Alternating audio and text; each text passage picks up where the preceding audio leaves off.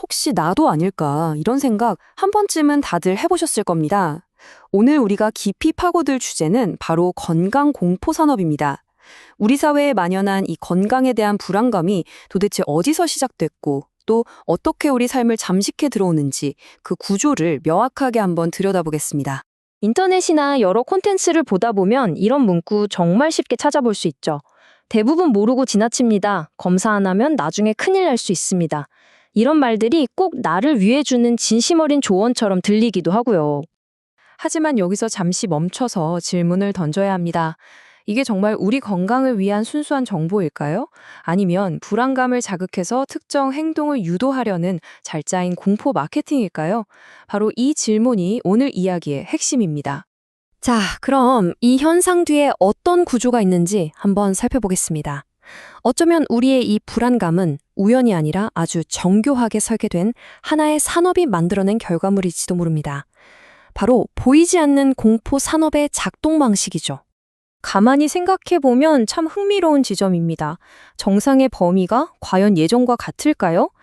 과거에는 좀 피곤하거나 소화가 잘 안 되는 걸 자연스러운 몸의 반응, 그러니까 정상의 일부로 생각했습니다.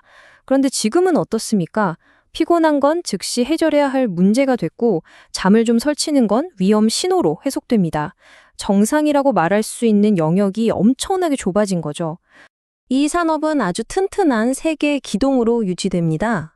첫째는 사소한 증상도 질병의 신호로 포장하는 증상의 일반화. 둘째는 결코 안심할 수 없게 만드는 무한 검사 루프. 그리고 마지막은 중립적인 수치마저 공포로 바꿔버리는 데이터의 공포화입니다. 하나씩 차근차근 살펴보겠습니다. 첫 번째 기둥, 증상의 일반화입니다. 이건 말 그대로 피곤함이나 소화불량, 가벼운 두통처럼 누구나 한 번쯤 겪어봤을 법한 경험을 어떤 특정 질병의 전조 증상인 것처럼 연결하는 방식입니다. 이거 당신만의 문제가 아닙니다 라는 말이 오히려 나도 예외는 아니겠구나 하는 불안감을 스위치를 켜는 셈이죠. 두 번째 무한 검사 루프는 바로 이 세 번째 기둥, 데이터의 공포화를 통해서 완성됩니다. 이게 정말 교묘한 방식인데요.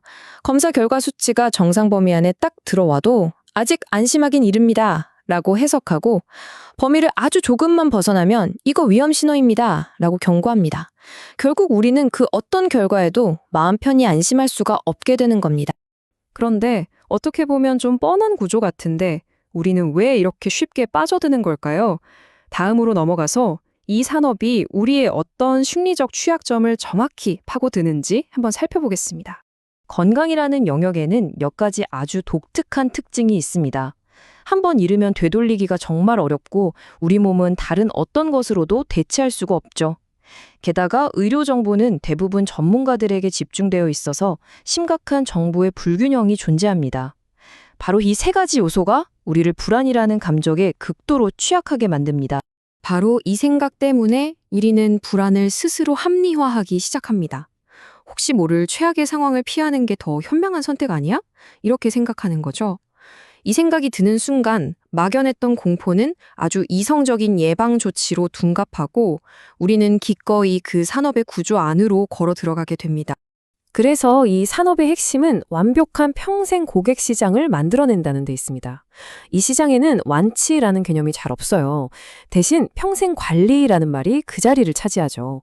영양제, 건강식품, 정기검진, 그리고 관련 미디어 컨텐츠나 유료 커뮤니티까지. 우리 몸이 나이가 들수록 이 시장은 오히려 더 견고하게 성장하는 구조입니다. 이 모든 과정의 끝에서 우리가 치르는 대가는 단순히 돈과 시간뿐만이 아닙니다. 우리는 어쩌면 훨씬 더 근본적이고 중요한 것을 잃어가고 있는지도 모릅니다. 바로 우리 자신의 몸에 대한 신뢰입니다. 끊임없는 불안과 의심 속에서 우리는 내 몸이 보내는 자연스러운 신호조차 더 이상 믿지 못하게 됩니다. 몸을 스스로 회복하고 균형을 잡는 주체가 아니라 잠재적인 문제와 위험을 품고 있는 끊임없는 관리의 대상으로만 보게 되는 거죠. 결국 이것이 이 현상이 만들어낸 비극적인 결론입니다. 어쩌면 우리의 몸이 과거보다 특별히 더 아파진 게 아닐 수도 있습니다. 그저 몸의 작은 변화 하나하나에 불안해하면서 스스로를 항상 문제가 있는 몸으로 인식하게 된 것이죠. 우리는 아픈 몸이 아니라 불안한 몸으로 살아가고 있습니다. 자, 그렇다면 우리는 어떻게 해야 할까요? 마지막으로 우리가 가져야 할 가장 중요한 관점의 전환에 대해 이야기해 보겠습니다.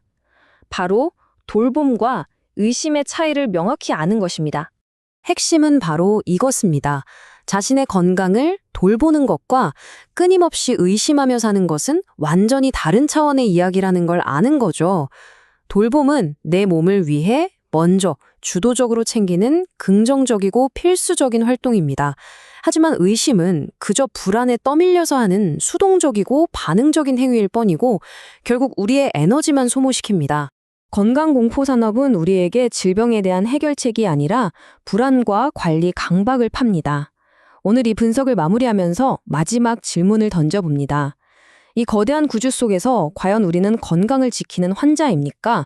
아니면 불안을 소비하는 소비자입니까? 이 질문에 대한 답은 우리 각자의 선택에 달려 있을 겁니다.